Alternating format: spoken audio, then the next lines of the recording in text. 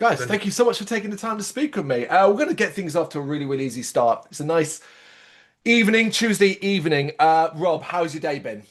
Yeah, it's been pretty good, thank you. I've been teaching today, so teaching in primary schools, yeah, guitar and drums. Incredible, incredible. How fulfilling. That must be an incredibly fulfilling experience. Yeah, it's pretty nice. It's quite fun. We made some little bands at the end of term to play in front of the rest of the school. So yeah, it was awesome. Yeah. Awesome. Tom, yourself, how's your day been? Yeah, lovely, mate. Unfortunately, on the opposite side of the spectrum, yeah, lost my job a couple of months ago, but it's a really good time to do it when the sun's out and it's beautiful, and I live right on the seaside. So after the job interview earlier, I gave myself a little treat and popped down the beach and just chilled out down there, listening to music and having a blast by myself. So yeah, this you got to take the time while you can. Yeah, yeah, for sure. Particularly because it won't be there all the time. I mean, living near the beach, you're not kind of like, do you get that where you get sick of it, where you take it for granted almost? I absolutely do, yeah. And I was in the taxi the other day, and the guy was like, the taxi driver says, "Do you ever go swimming?" And I'm like, "Nah, there's nowhere to go swimming around here." And he's like, "But you live next to the sea." I'm like, "Oh yeah, I suppose I do. Yeah, I never really liked going to the sea, but I started this week just because I, was wanting to test myself and see if I could. I'm kind of scared of being cold, so getting in the sea has always been a bit of a tricky one for me, but."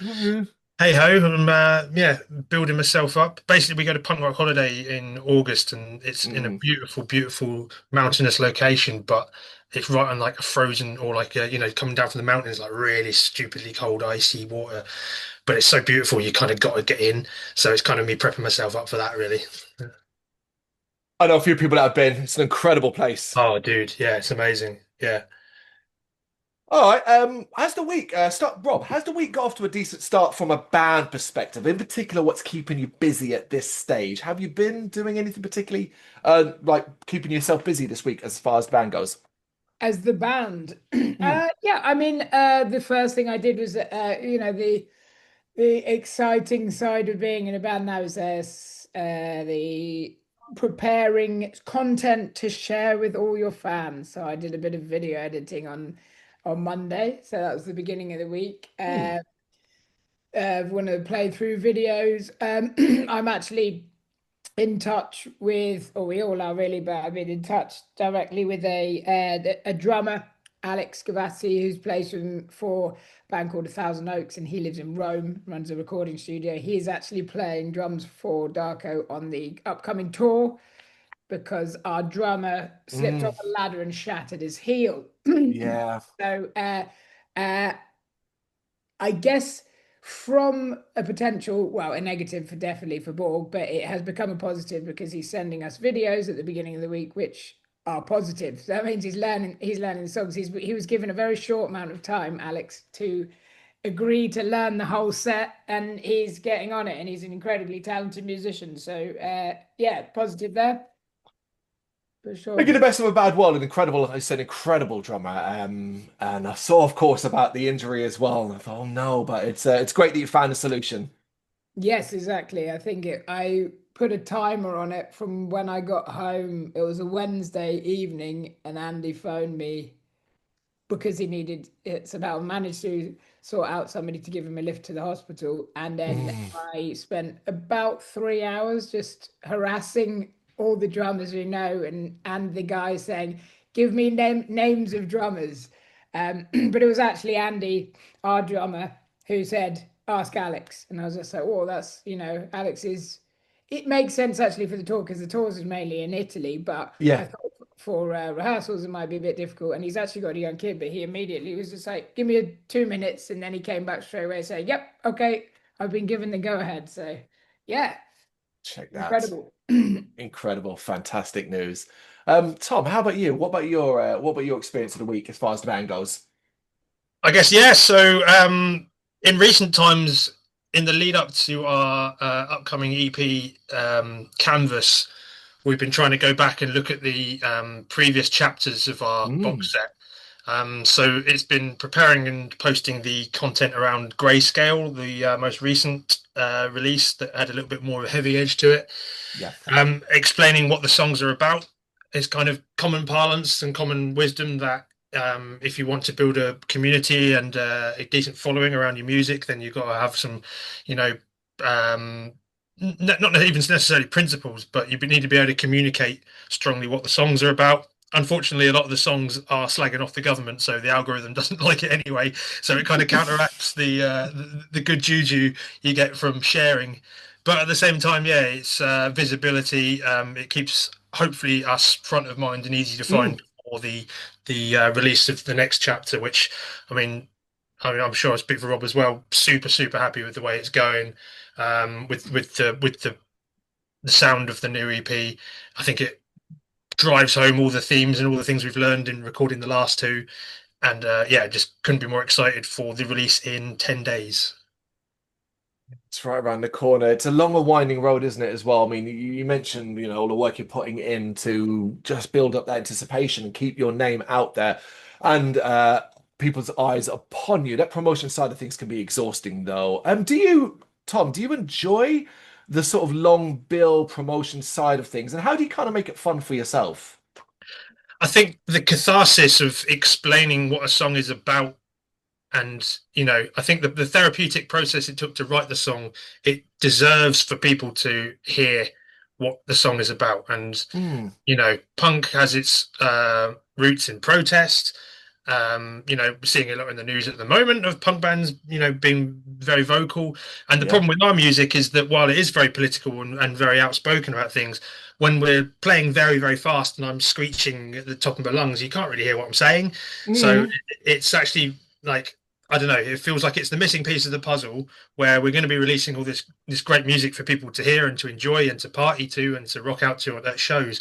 But artistically, what I really want to get out of it is for people to understand the points I'm making and the messages behind it. I don't really care too much for, you know, the ambiguity. I know there's a time and a place for music where you can take your own message from it, but that's not how I want my lyrics to be consumed. So actually having the opportunity to explain this is really helpful, and it helps to promote the music as well. So I don't mind it too much. I prefer to play live and chat to people in real life, but I'm not too bad at it. I work in marketing, so I've kind of got a bit of a background in it. Ah, so yeah, you kind of clued in as best as you can be to what an algorithm might demand or what might be expecting of you. That's good to know. That's it. We can only do our best, but yeah, Yeah, fingers crossed people connect with it. Rob, what's your favorite and least favorite part of kind of promoting a release? Well, I've definitely got a love-hate relationship Hmm. with marketing, and it depends on what side of the bed I woke up on, I guess. Like I can be in it once I'm in the flow of it.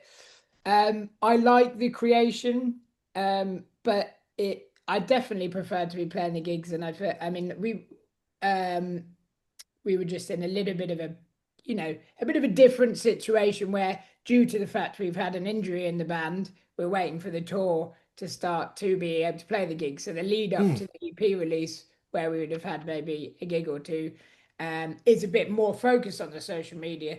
Um, and yeah, I don't, yeah, I like the creation stuff. I don't, it's interesting Hmm. looking into it, but it can be exhausting, and also tracking all of it, because you get wrapped up into like, oh yeah, I made this video of me showing somebody what chords we played, how many times have somebody looked at it, and you keep looking back on it, and you get trapped in this little um so it's yeah.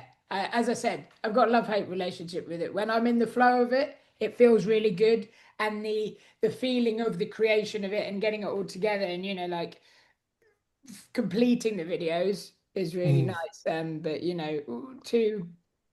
to make some good content is actually a lot of work, and but it has been very interesting to do from this side of things. So listening to Tom talk about the songs more, but also being able to, as an outlet, go into a bit of a deep dive, myself and the other guitarists, of like Chris, we were talking about how we wrote the songs, and the others.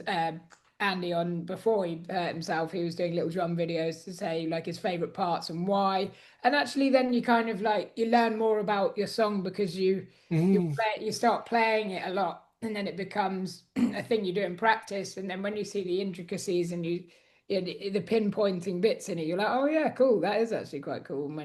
And breaking it down again, you're just like, oh yeah, I'm doing this. So and people have fans have come back with a nice reception saying, oh, it's really nice to have these little bit more of an in-depth look at it. But yeah. I'm kind of fortunate that coming into the band that Rob was so happy to get involved with not I mean not just marketing but from create other creative ways of discussing the songs and promoting the songs Yeah. because if you don't like that stuff and you're really like against doing it, it can be real slog. So I do feel for the Mm. bands that don't have any aptitude for it.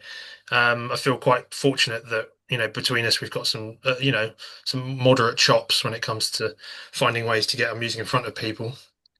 I think a lot of the time it feels just like, well, to everyone really, to a degree, that you're just screaming into the void. And Yeah. even getting interaction is so hard these days. So it almost feels like a lot of wasted time, even though it often isn't. I mean, use you guys, for example. I just doing some cursory exploration through your social media earlier on, just to kind of gauge what was going up. And obviously I came across, oh, look, lyrics for Aux 3. And I've already heard that song loads and loads and loads, but reading them and then exploring that was so much cooler. So like this that discovery there, I think, I mean, I hope, I hope it has an effect. It's just hard to know if it really does. Yeah, yeah, absolutely. The Orcs trilogy is particularly tasty from a catharsis and Mm, from a therapeutic standpoint. The first Orcs was about like I think it was written during COVID when everything was just plunged into chaos and politicians would just say one thing and do another. And I think I was starting to wonder, like, am I going insane or is this a completely reasonable way to react in times of mm, complete chaos?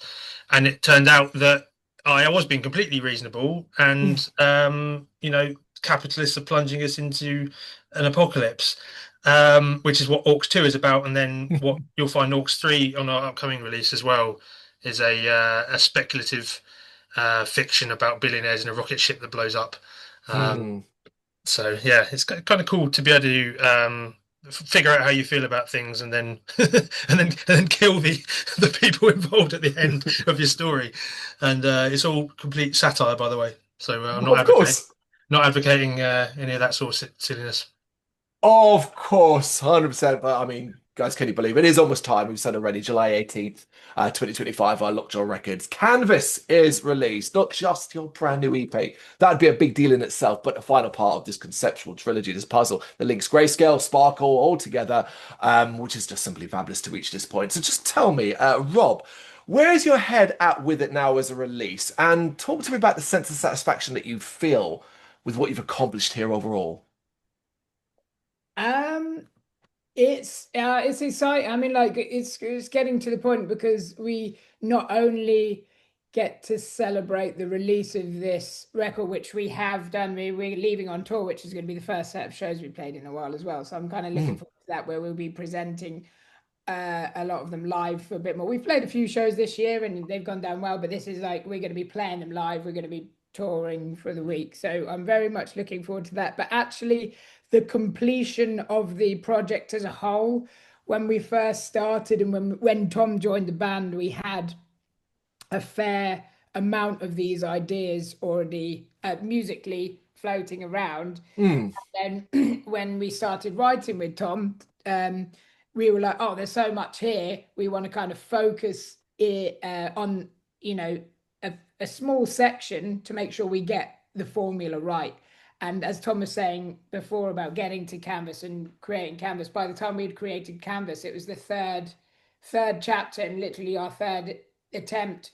um Even though Sparkle we thought was great, like I had a great time recording Sparkle, and it was 4 tracks, and each time we did it the same kind of process. We recorded with Will Duff at Goliath Sound Studios. We did drums at Stake not Stakeout, the Ranch with Daly George. So there's similarities with it, but because we repeated the process and we had enjoyed it the first time, but we refined it in Grayscale, and then we refined it again in Canvas. It's just like there's coherence, but there's also growth in songwriting and the process, and being able to do that and to then have this complete work of body of work, sorry, Mm. everything, it just feels really good. There was an attempt to do it. I really like Coheed and Cambria, and I know some of the other band members too, and obviously like there's no comparison what Claudio Sanchez has achieved. Like that guy is, the concepts there is huge. But Mm. back in the day with Darko, I always thought, oh, it'd be really cool to have this theme flowing through. And we never quite hit it, but we had some cool stuff in the past, and that's fine.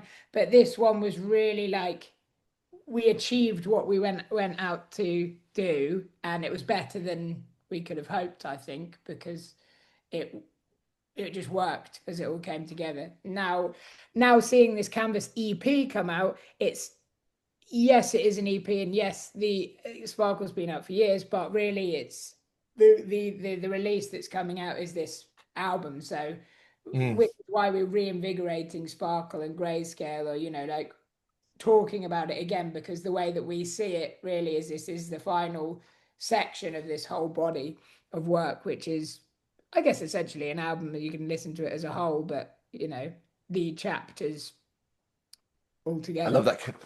I love that connective vein that runs through them. I love it. I love the idea of if you haven't, perhaps say you're a fan, you haven't listened to Sparkle in a while. This is the chance to go back to re-listen to experience, to get yourself in that mindset, and then just carry on leading through to Canvas as well. Tom, how about you though? Are you?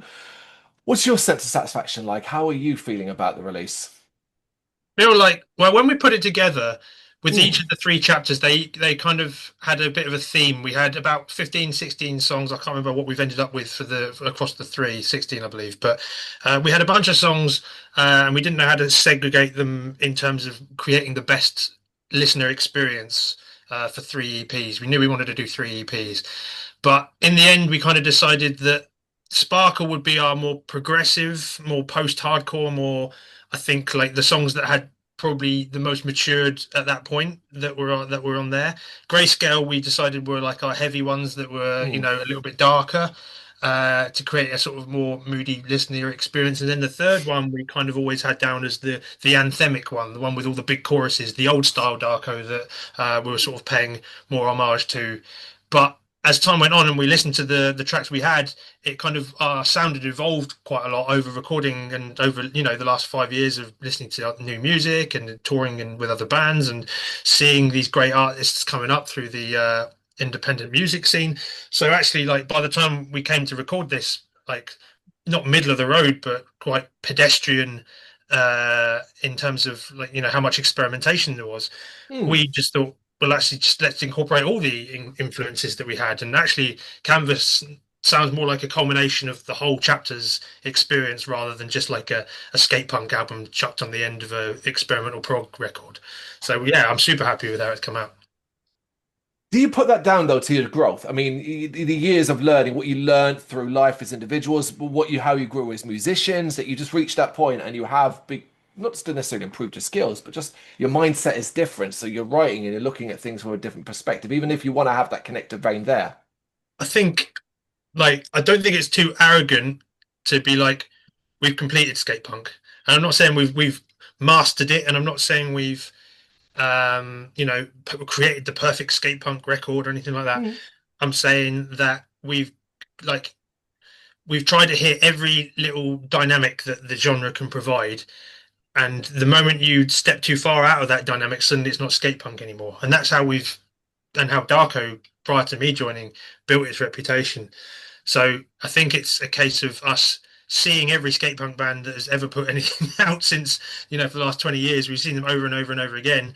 And while that's our bread and butter, and that's the stuff that we, have grown up listening to, and a lot of our friends and fans have listened to over the years, like the excitement is, how can you merge that with other stuff? That's what really, like, tickles my pickle, is knowing exactly, how to make it sound not like anything that people have heard before from this style. That's what's exciting to me.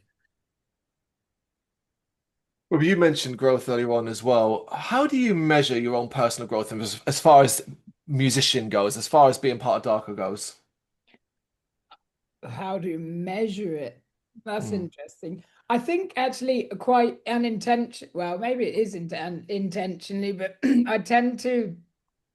Oh, definitely with this one, we've written songs in places that I know there's some. Chris has written a bit about his songwriting, which is really interesting, and I'll allow anybody who's hearing this now, if you follow us on the socials, there's some posts coming out where Chris deep dives into it. He's done one for Canvas, the song, and he'll do it for Bill Backs. But it's the same when I've been doing the ladder. I can't help myself. I've written music for other projects, but with Darko, I just want to write something that challenges me. And also, I think that in a way that's the Darko's MO. Like, the subject matters can challenge people for the good.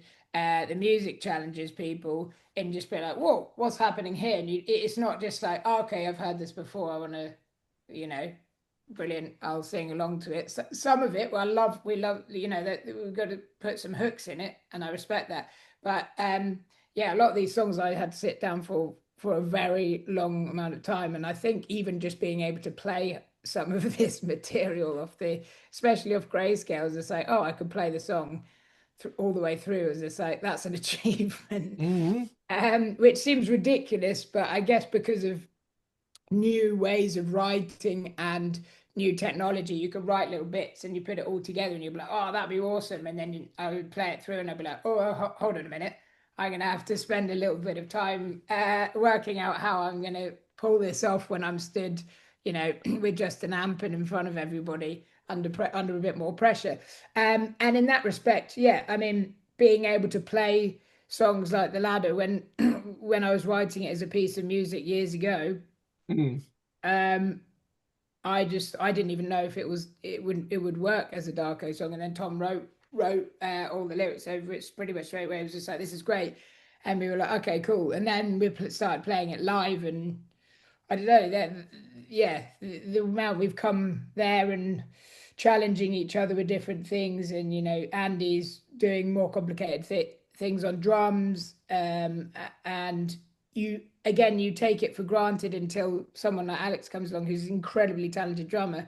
And he's sending me feedback, just be like, he's nailing it, really good job, but he's just like, I'm finding this, I can't quite do this. Is that how's he doing this bit? And then we've been analyzing it, and I'm just like, yeah, that is really crazy. And we kind of just did it in a rehearsal, and yeah, when you start breaking it down in moments like that, you're just like, okay, cool, there's definitely been some improvement. And looking back on the catalog, I think, as Tom was saying, we kind of wanted to push out into different genres, but I think when we first started the band, we had that goal, but I don't think we achieved it due to not writing enough songs. I think it's just the practice of writing the songs and also working together, having a unit where everybody has the same goal or is happy with the same direction, because you need everybody in the band willing to try these little ideas and try new things.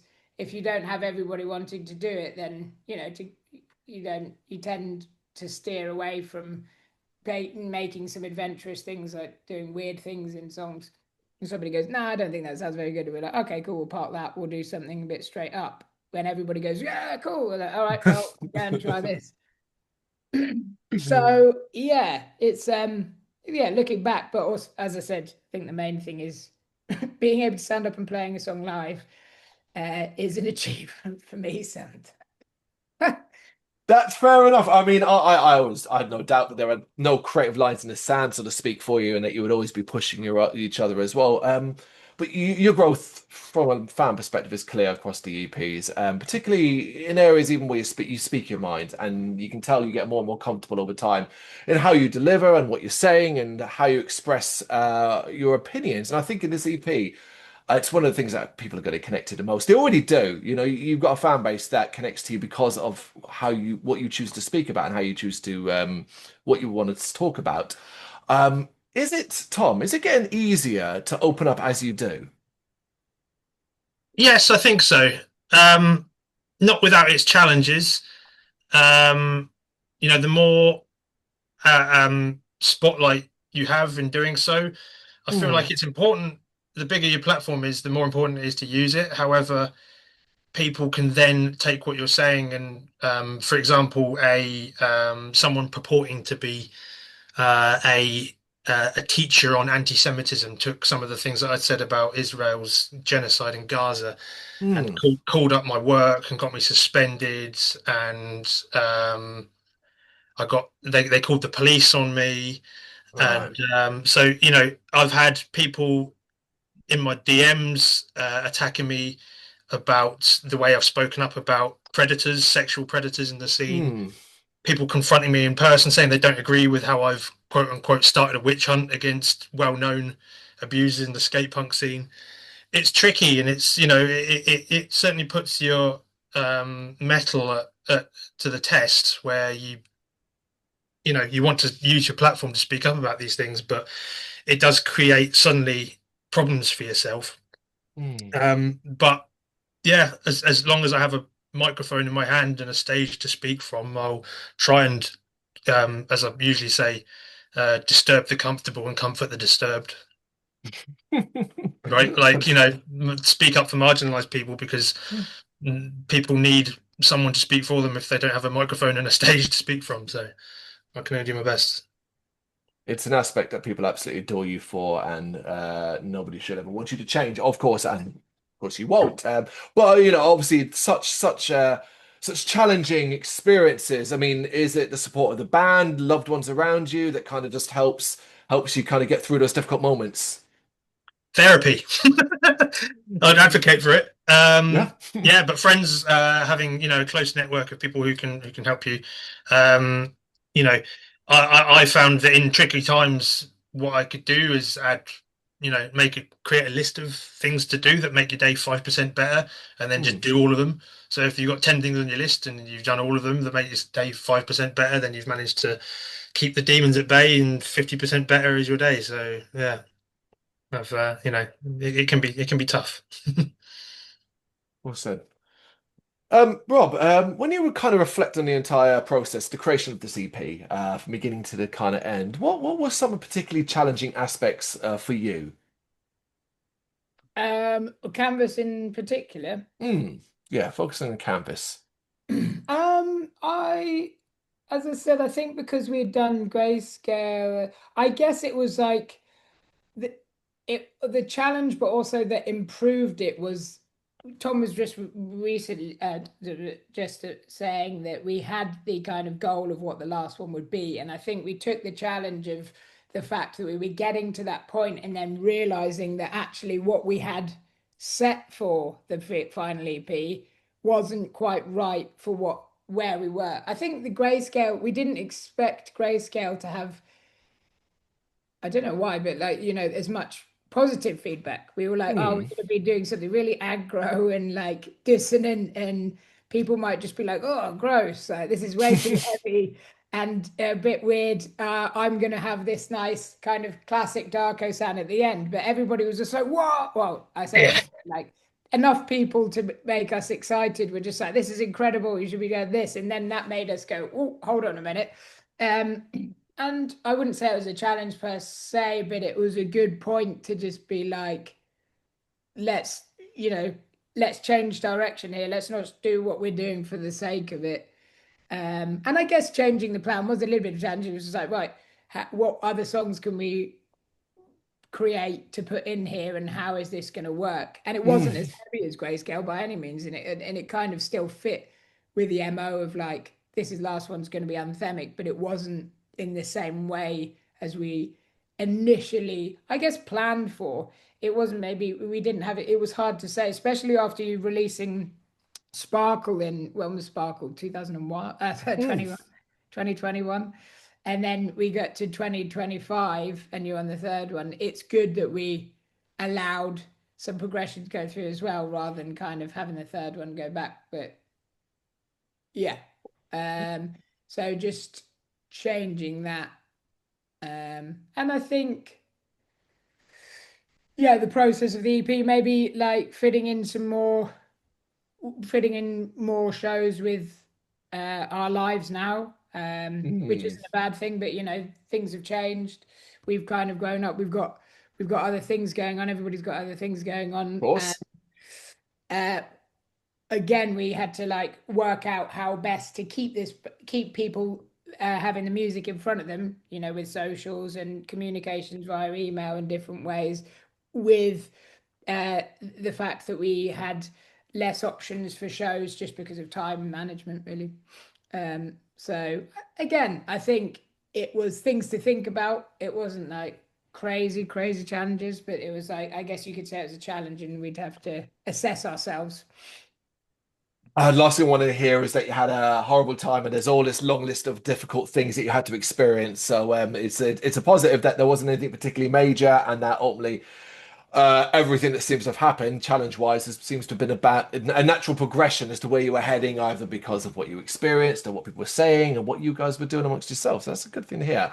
And obviously, you know, as you say, real life shows what you're going to do. Life is life, and it's very difficult to get the balance right. So you're doing the best you can. But same question to you, Tom, really, about your specific kind of challenges that you experienced creating this EP. Um, I don't know that I had Hmm, challenges really. I guess because the songs were written over a long period of time with like in a big chunk, it's quite difficult to compartmentalize them into one. that is true. I guess something we alluded to earlier, I think, with writing and writing something you that think sounds good, and then you record it in the studio, and it definitely sounds good, and then you get a mic in your hand, and you go to sing it in the practice room for the first time, and you realise you haven't given yourself any breaks in between the lines, and it's just pretty much you just shouting without a breath for about 3 minutes, and that can be very challenging, I think, to find those little punctuation points where you can kind of get a quick micro breath in before delivering a whole section. So I think that's going to be one of the interesting things is seeing how the songs evolve in a live performance context. When obviously I'm a bit meticulous when it comes to trying to perform things how they were on the record, Hmm. but it remains to be seen how much of a good job we'll do at replicating it. You got a couple more weeks to get yourself in, I guess, stage shape. Yeah. I was going to say, actually, thinking, well, based on what you were saying there, there was one actually quite interesting challenge that when we were recording, when we literally went into the studio, there's a bit of a curveball of like thinking that one of the tracks would then just is not cutting the cheese, or it isn't good enough. So Cutting the mustard, Rob. Cutting the cheese is parting. cutting the cheese, no, I like slicing the sock. Yeah. One of the and snorting the mustard. One of them wasn't quite doing it, Hmm. and Tom was staying at mine, because the studio is just around the corner. So we kind of like sat there for a bit, and we were just like, right, we'll wait until the very last day, and we will just workshop on the last day of recording, and we'll just try it. And instead of going, we're going to cut this song off the EP and give up on it, we we tried to save it, and we put in that extra little thing. And actually, I quite enjoyed it. There was a bit of stress of just like, oh, is this going to cut the mustard or Hmm. smell the sock or whatever it was. Um, and the Yeah, and it Yeah. ended up being fun, but it was a challenge just because the first challenge was, do we just cut this because we're Hmm. going to be, if we start songwriting too profusely, and we're not a band who have the studio for 10 weeks and we write the songs in the studio just because the finance don't allow, but so we Hmm. pretty much prep beforehand, but it got to the crunch time and it was just like, it's not right. Uh, and it was a really fun Sunday, I thought. Yeah. Working Uh, under pressure is really cool, I think, when you're songwriting. because Yeah, we you that benefit you. Sorry. Sorry to Rob, carry on. Yeah, no, I was just saying it was like a lot of the time because we're remote, we'd have discussions like this over Zoom and then do bits and bobs together. Sorry, bits of discussion, but we'll go home and then work on things and then present it to the rest and then have feedback sessions. But we were kind of like all in the room Hmm. doing it then and there together. And yeah. It's rare those opportunities arise. Tom, Do you work? Do you feel you work best under pressure? Because you said you implied, is that the case? You work best under pressure? I think it's, you have to make very, very snap decisions very, very quickly. Mm. And I think sometimes if you're on a roll, you're on a roll. And, it's called momentum, I guess. If you're pushing something down, Mm. it'll get faster and faster. So yeah, I think, one thing I do think I work well with is like confines. I think if you're given a certain like box that you have to work within, it means that you have to think very, very hard about how to make it work. And if there's too many possibilities, if the ones and zeros are infinite, it can be very difficult to, um, particularly if you're like attention deficit, to find a way to not fall out with your own ideas very, very quickly because you don't Mm. think it's achieving the thing that you set out to do. If you know exactly what the thing is that you're setting out to do, it gives you a much stronger sense of where your thoughts should be heading and the direction it should be going in, and you second guess yourself a lot less. So I think that's probably quite important as well for a songwriting strategy, is to perhaps figure out what you're trying to do and what you're trying to say initially, Mm. unless you have the time and the spoons to then put up with your own erratic brain coming up with all sorts of mad shit that you hadn't anticipated. Creative journey can be a unique one for just about everybody. It's fantastic. You've got that great memory and great experience. Even though it was a challenge, as you said, to have to do all of that work, it clearly turned out well. And it's been fascinating to be sort of experiencing this journey and seeing how people have been enjoying the singles that have been released, the general chatter online, and just the love for Darko, because you do have a very loving fan base, and a lot of people connect to you. I would ask you if you can, and we'll start with you, Rob. Why do you think so many people connect to Darko? Uh, I well, how the I think the from the past we've got like I guess our old fans and our new fans, but I'd like to think that though when we're playing shows and when we're there we kind of like air an approachable safe space that Tom mentioned earlier that he's standing up and representing marginalized um, groups, that everybody's welcome. Hmm. Well, I'd say, not everybody's welcome, but people who are ruining other people's lives are not welcome. Well, Um, but, uh, and yeah, that's a hard question to answer from It my is. point of view. It's a very good question. I think you answered it very, very well there. People connect to you on a personal level. I think that's super, super important. But Tom, I'd like to ask you the same question if you've got anything you could add there. I think the short answer is passion, and I think historically and to date, we still bring the party as much as Hmm. I have a reputation for being a party pooper and getting on stage and ruining everyone's fun by moaning about things that are wrong with the world. Like when it comes to play the songs and rock out and have a good time, like that's also why we're there. And I think historically throughout time, people associate Darko with the party vibes. Hmm. I'd like to think that that's still very a big part of what we're doing. Um, you know, there is. I know living well is the best revenge, although people can use that and just not do anything in terms of activism and just, I'm just getting my own back on the system by not doing anything and just living well. But I think there is something to be said for, community, for in enjoying your life, and everyone deserves to be happy. And hopefully, music, if not ours and someone else's, allows them to do that. And we're lucky to have that exciting sort of hobby to put our time and our effort into, because I fucking love music, and to be able to enjoy that with other people is the best.